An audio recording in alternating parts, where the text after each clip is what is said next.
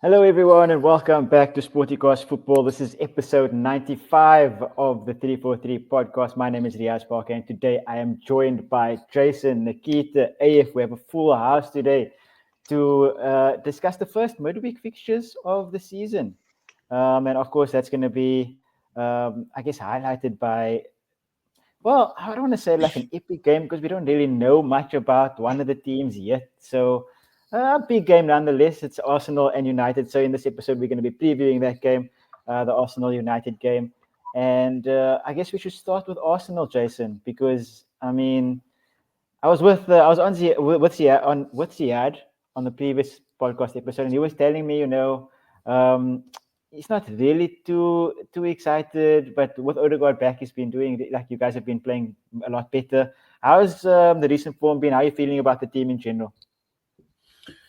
Yeah, it's a bit weird that one player could have such a massive influence, but I think we see it at City, and now Rodri's not there, and now the form is changed. Ødegaard adds a bit of fluidity to our front line. There's a lot more emphasis on attacking down Saka's side. I think Saka's been freed up now. He had to play sort of, like he had to occupy dual roles in that he had to score, but he also had to sort of create. So really morphing into the Mo Salah of the last few years. But yeah, I think he's brought a good balance, and it's shown in the overall team balance. I think there's more fluidity now, and we've had a few injuries. We had a few silly suspensions. But now we've got our players back that you can actually see there's more emphasis on how Arteta wanted with the inverted fullbacks coming in, taking the pressure off the midfielders really to create, and it's freed up quite a bit. So I think it's been good. Nottingham Forest was probably the better games of the recent time, and then obviously the match against Sporting, which I think was probably our best first half of football we've played for the season, and that says a lot. It was very fluid against a very good Sporting team that hadn't lost at home in like 15 games, and they just in the last round of Champions League beat City 4-1 there. So it's definitely a feather in our cap going into what could be a bit of a banana skin game against United, because you genuinely don't know which team's going to turn up and how they'll react to this few weeks of Ruben Amorim. So yeah, and I wanted to bring up something that I guess I saw online randomly, in that like you said now, and rightly so, you see the impact of kind of one player that kind of messes up, one player missing that messes up the fluidity of the team. And I want to ask, did you kind of miss Emil Smith Rowe? Like maybe was that a mistake? Kind of a thing. It definitely was, but I think it was heightened with the fact that Ødegaard then got injured. I think when Ødegaard was flying low, it was and these are unfortunately sort of the situations that you'll find. I mean, Smith Rowe, great player, added great value, and probably saved Arteta's job in those early years when you were very close to actually pulling the plug in the start of that project. But I think he's a player that needs to be playing consistently, and I think he's found his groove at Fulham. I think he's a fantastic player. He's done exceptionally well for them. Whether you'd have had the same form coming off the bench, playing in the odd game in the Carabao Cup, maybe playing a bit in the Champions League here and there, I don't know. It was heightened by the fact that we also sent out Fabio Vieira on loan. We let Reece Nelson go. I think we saw a bit of that, and it's a bit confusion, but we sort of weathered that storm, and Ødegaard's back, and we'll have to figure something out in Jan. Because if something like that happens in the business end, I don't think we'd survive it at all. 100%. And now also, Nikita, I'm going to come to you on this one, because they've also got Calafiori back as well. So I think last night against Sporting, they played Timber, Saliba, Gabriel, Calafiori. If all of them are fit, do you think that they kind of have a good chance of at least keeping a clean sheet or doing better at the back than kind of when Calafiori, Timber, and everybody was out? 100%. I think they just look so, like at the beginning of the season, before the blip, they just looked so solid state at the back. And I think if your backline is performing, right, and your backline is solid, it just gives so much more freedom to your midfield. Whether it's even if Ødegaard's out, just like getting even Partey, who did a magnificent job, to be fair, in Ødegaard's absence, also just to push forward, elevate themselves, and give more options to score, because we all know that It's not going to be Jesus or Trossard that's going to be banging in the goals each week, right? It is more of a Arteta's playing style is more of a wide fullback, getting your wingers to fire. And I think, Calafiori really looks good. I mean, Yeah. I was so surprised. I mean, if you compare him to Pau Torres and how quickly, generally you come from more defensive leagues, these guys generally tend to struggle with the pace. And Pau, I think, took almost like kind of half a season to settle. Calafiori just come in and just been like, yep, this is my level. He's looked really, really good. And I think it will only solidify Arsenal going into a busy period if they can stay fit. If he can stay fit. If we can stay fit. And that's the other Because problem. I'm that's not the issue, sure. Yeah, because I mean, who comes in if Calafiori gets injured? That's the issue. Because now Ben White's injured as well. So Saka Saka goes to left back. Yeah, Saka goes to left back. Rolling back the years.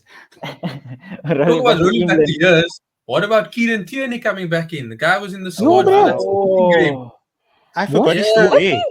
What did Kieran Tierney and Ben Chilwell do to their managers? Because hand on heart, I think they are legit fullbacks. Honest to God. Yeah. But like they just like, I don't know what happened to those guys. They just like vanished off the face of the planet. Off the face of the earth. I mean, cue that Ian Wright video when he saw his old teacher. I thought yous were there.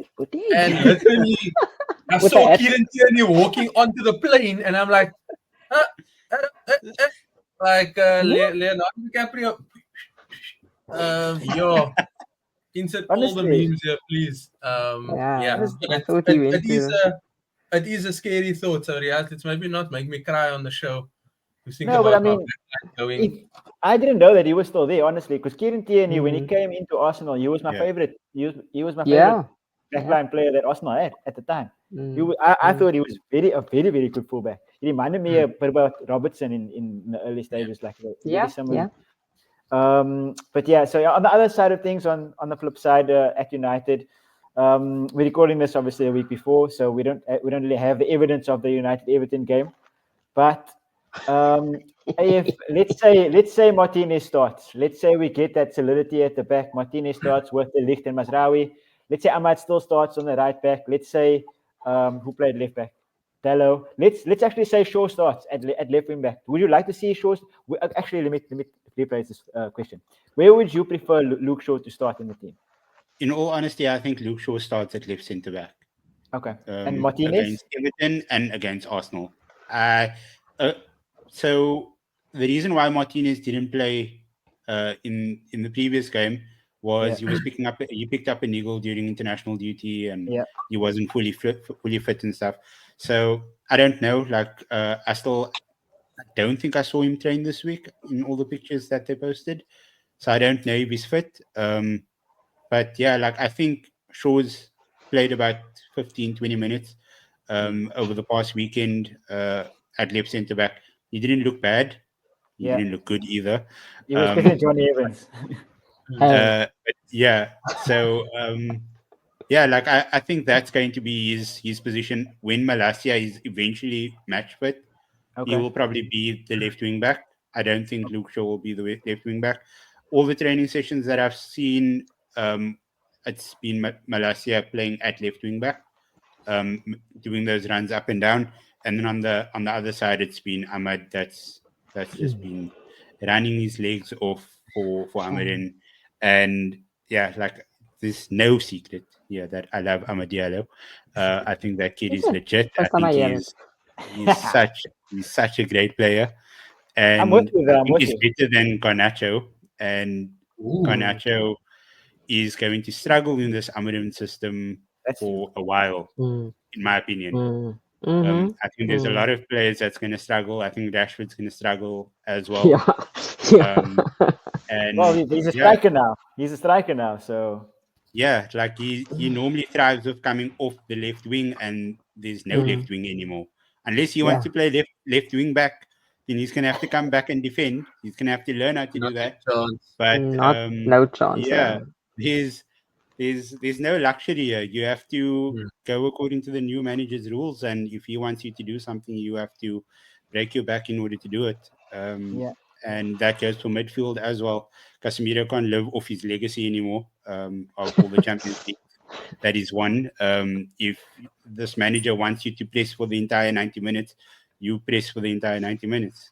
If it's not physically possible for Casemiro to press for 90 minutes, that's the problem. As 15 minutes in the legs allow you to. Yeah. So, yeah, like that was a very long-winded answer to where do I want Luke Shaw to play, but yeah. Oh yeah, that was the question. That's fine, because like I'm interested because in some places I feel like you guys have really good options that actually will fit the system really well, and in some other places I feel like you have to kind of makeshift players like Ahmad. I don't think anybody would have called Ahmad playing as a right wing back and it actually working out in that first game, and he played really, really well. And I just think he that got skinned once or twice though.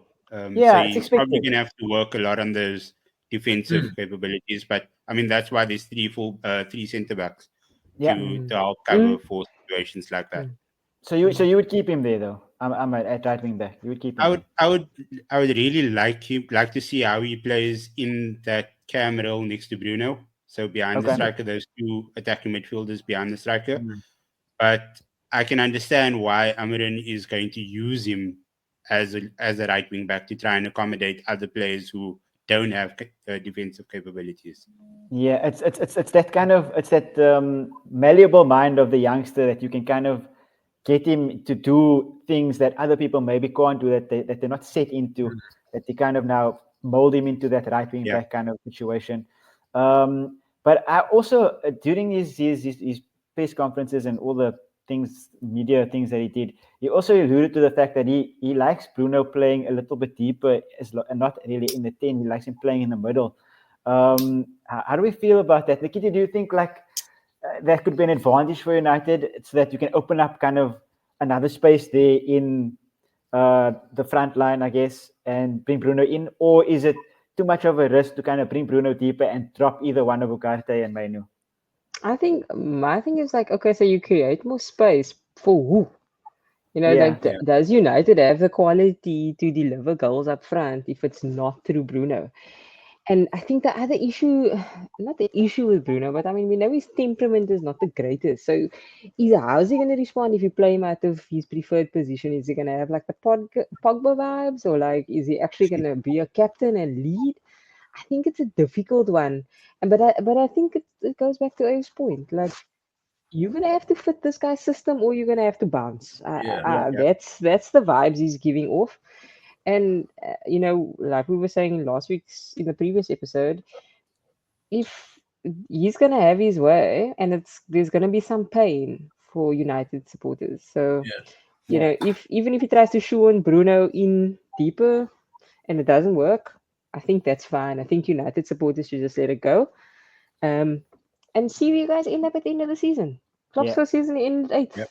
I think Arteta had something similar. Okay, won an FA Cup, but he had something similar. So it is going to be tough going, but you're going to learn more.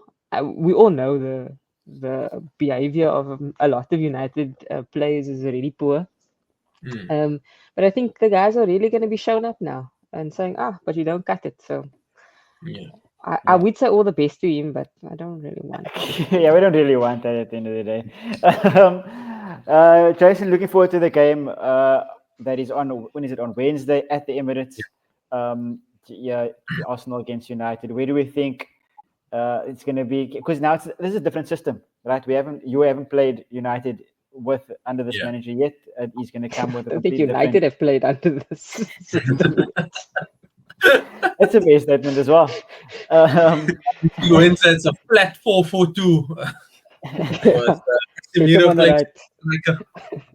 Like a 5-2 something. I don't even know what they play with, but we'll get there. The more we see them, you know, they'll kind of do better, I guess.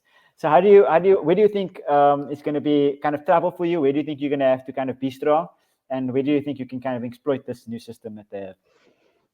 I think there was a clear focus on Ahmad being very involved. So I think down that right-hand side, if he's going to play right wing back, Martinelli is good. He obviously tracks back, but it will rely on him having to track back a bit more because Calafiori You'll find him at centre mid, then you'll find him at right mid, then you'll see him pressing the goalkeeper. Like, I mean, it's fine and all right, but if you give the good teams the space, they exploit it. So whilst the system might not be good, in this little time, you can figure out where you can exploit, so where your strengths could be. So giving Ahmad space to run down the line, I think that's where he is very dangerous. So yeah, I think it's down that left-hand side channel for us. Just because, it's not as maybe secure as Saka, Ødegaard, Yuri and Timber on that right-hand side, which I think I have a bit more confidence in. So yeah, that's the side for me. Fair enough. And if in terms of your guys' attack, or in terms of I guess the system, how do you think you can kind of get a result out of this game? Because Arsenal, even if they like third or wherever they are now at the moment, they're still going to be challenging at the top for the end of the season. So where do you think you guys can kind of exploit this using that system? I honestly think it's the engine room, right? I think if the correct players are starting that lineup for United, and by that I mean not Christian Eriksen and not Casemiro. So if you're speaking about Bruno, sorry, isn't he like your top goal scorer, Eriksen? Didn't he get like the most? But, I mean, that guy was so slow over the weekend. Like this pressing system just like took it all on his legs as well. Expose him. But yeah, I mean, if you were speaking about Bruno dropping deeper, then I would think maybe Bruno and Ugarte would be in the middle of the park, and then it frees up some space higher up. Maybe Højlund starts a striker, and then Rashford and Garnacho are behind him. Which, that I would like to see. Sounds horrible, actually, to me. Like sorry. loud. As you said it out loud, it actually sounded like quite awful. Yeah, but I just think like the middle of the park is going to be vital, and if Ruben gets the wrong combination, we're going to be completely run over. And I don't think that there's going to be any going back on that against this Arsenal team. Yeah, 100%. Okay, Nikita, coming to you next, and I'm going to come to you for a prediction. But first, I want to ask you, who would you play as that striker? Because last season, I think I can't get the exact figures, but I think Gyökeres at Lisbon scored like 40 odd goals for the season, and the closest other person who scored goals was I think 12 or 13 or something like that. So it's a big drop off. So the system is geared for the striker. So who do you think is who do you think is most suited to play there? And then give me your prediction for this. Do I get my pick of anyone in the world? Well, you have the best pick of Joshua Zirkzee. You have damn. You have the second best pick of Erling Haaland. And you have the third best pick of Højlund. So out of those don't rule out Casemiro possibly playing there. Actually, bro. Maybe Mazraoui. He'll be able to cover distance this way, not this way. So just across box to box, he's there. Anyway, as you were. Sure. Now, I don't know what Zirkzee is. Other than always confusing him with the guy from 300. Don't you know? Hey, he's the what? He's a 9.5. Don't you know? Oh, is that so? Actually, just a chill I feel guy. like whatever that means. I feel like Roberto Firmino has something to say about that, but okay. I keep confusing him with the Persian king from 300. But no, he is not my number one. Honestly, I mean, look at Rashford. Rashford, I mean, let's look at it in isolation. Look at the first 45 minutes that United had. I mean, he looked good. He's got the movement. He's got the pace. There's obviously a mental issue, but if we ignore that, for me, it's Rashford up front, and I think he causes some trouble. I mean, if I think of every game where Zirkzee, God, please make me stop. Where Rashford has played against Liverpool, I mean, there's been at least once or twice in a game, there's a chance that he has going up against one of our centre backs, up against Virgil, stretching them, pulling them. He must be the guy. it's not the 19-year-old who's still suffering from bad acne, and it's not whatever Xerxes is. I would love to see him put some faith in Højlund, because I think Højlund for me is the best for the system. I'll be honest. I think that Højlund, because Rashford in the whole game, I saw a stat that he touched the ball 13 times in the amount of times that he was on the field, which is kind of ridiculous. He did do well. He ran well, but there's also another stall that I saw where Diallo cut inside and he was looking for the forward runner, the striker. He played the ball and Rashford was walking the other direction. I don't know where he was looking. Maybe there was a spaza shop on the corner. Maybe. Yeah, exactly. So I was feed somebody or something. Yeah, I was very confused. But yeah, I personally I would go Højlund, because I think Højlund has a lot, and he has a good profile for the striker that kind of Amorim. I always find like Scandinavian strikers to be odd. Just like they just don't seem to work. Okay, let's not call Norway Scandinavia, but and is he really Norwegian? Is he not more British? Erling Haaland, anyway. You're talking about Haaland. Yeah. No, I'm not. I know he's Danish. He was gonna fight you now. Nobody talk anything about. Calm down. Yeah. I know the difference between Copenhagen and Oslo, okay? But yeah, I don't know. And you know what? It's probably a premise of the fact that he's young. He's super young. He still has to grow, has to find his feet. I'm just saying against Arsenal, for me it's Rashford up front. And I think my prediction is gonna be a draw, 2-2 draw. That's what I'm feeling and hoping. Because I think it would be great if they both take points of each other. That's a fair statement. That's a fair statement. Also, I'm just came into my head now that if he plays Rashford through the middle for the rest of the season, he scores like, let's say, 7 goals, 8 goals. It's more money for them in the pocket when they sell him in the summer. So who is buying him in the summer? Scoring 10 goals. Whoever they can offload him to. Whoever's going to come in. PSG will buy anybody right now. That could be true. Jason, coming to you, Arsenal against United. What is your prediction for this game? Yeah, I think I'm going to go in a bit confident. I think it's a 2-0 Arsenal. Yeah, I think the defense and large part is down to Raya. I think Raya stepped up very well this season. I want to say it's more, but I think Onana's also done really well. And he's been Man United's best player. It could have been very different for them if he hadn't pulled up some very key saves. So I think we have 2 goals in us. I think we have the potential to keep a clean sheet, but I also do feel what Nikita's saying. If Rashford plays in the few games or in recent times now, I think Rashford scored last season at the Emirates. In the first round game, I think he scored, or not last season, I think it was season 4, he scored 2. So there's that element. And if it's not working in a build-up, put it over the top. Højlund's not going to be that guy. Højlund needs to run to a certain point because that hamstring is a bit tender. And that's down to Gary O'Driscoll. But yeah, I think Rashford has to play up front. I don't see, if you drop Bruno back, I don't know who's going to play in that gap there. So 2-0 Arsenal. Again, a long-winded way just to say 2-0 Arsenal. Nice. I like it. And not to bring things back to Spurs, but whenever you say hamstring, I shudder a little because we have the king of missed hamstrings. But AF, coming to give me some positivity. Tell me that you guys are going to win. No. I think it's 2-1 United. It's going to be a Bruno penalty. Not 2-1 United, 2-1 Arsenal. It's going to be a Bruno penalty. And it's going to be a Gabriel header. And the guy that just appeared from the abyss, Raheem Sterling, with the winner. That's a bold one. He just came from nowhere over the weekend, and he did the business for you guys. So, Raheem Sterling. Which Gabriel?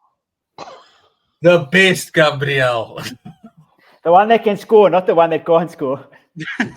Legitimately, I'm still confused. Jesus. I'm talking about the defender Gabriel. That is the saddest part. And we need a whole segment on just to so we can understand and explain what has happened to Martinelli this season.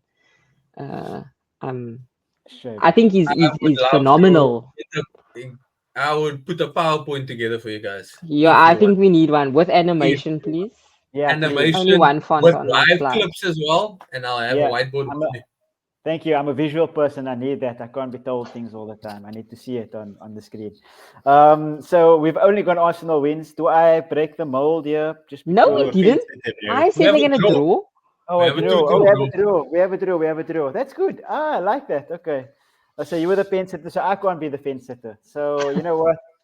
I think Højlund will prove you guys all wrong, and I'm gonna go with a Højlund goal. And I will go with a United win. 1-0. No, Arsenal has to score. 2-1 United. Not because I think it's going to happen, just because I want to go for a difference. I think Arsenal will destroy them 4-0. But okay. I have to try and support AF in whatever way. Riaz is like, the answer is the answer is 2-1. Please show your work. Nothing. Please show the work. It's actually 4-0. But trust me. 2-1. Trust me. Yeah, thank you guys for joining us for this episode. Guys, where can we find you? Nikita, I'll start with you. Where can we find you on the social? I'm at Kita with 3_K, and you can find me on Blue Sky. That's good. We are avoiding the other app all as much as we can. AF, where can we find you? Yeah, at AF Barker 642, mostly on Blue Sky, also on Threads. Lovely stuff, Jason. I think by this weekend I'll also be on Blue Sky, so you can catch me there. I'm gonna hopefully get at Jason_Ronnie. I think it's the same transition. Abe's gonna explain to me after this. But yeah, if not there, I will be one of the last few clearing people out of X to Blue Sky. So you can catch me there as well at Jason_Ronnie. Lovely stuff. Lovely stuff. I personally am not on Blue Sky because this is the first I'm hearing of it and I have no idea what it is. I'm still trying to get used to it. Sir. Dude, I got Twitter like a couple of months ago only. Like, I don't even know what. We forced him to get it. Yeah, exactly. This is going too fast for me. This is now something new. I'm going to have to learn it. So I'll be there eventually, but at the moment, you can get me on Twitter at Parker_Diaz. Also, please follow the channel at Sportycast on all the social media platforms. Follow us on YouTube. We're almost at 250 subscribers. We will try and get some sort of giveaway, maybe you'll have to come and see. 100 episodes. 100 episodes. And 100 episodes. 5 episodes time, so it's close. We're getting there. We're getting there slowly but surely. Time for Christmas.